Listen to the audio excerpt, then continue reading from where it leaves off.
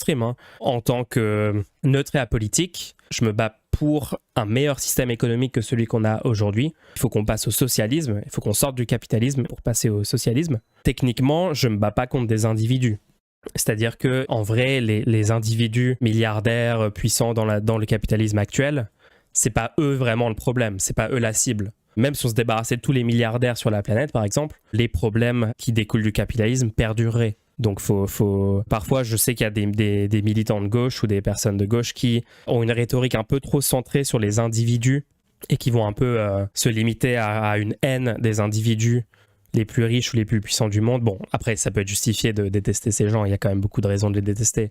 Mais je pense que c'est important de focus notre rhétorique sur en quoi on peut mettre en place un meilleur système économique qui maximise le bonheur de tous, davantage que ce qu'est capable de faire le capitalisme actuel.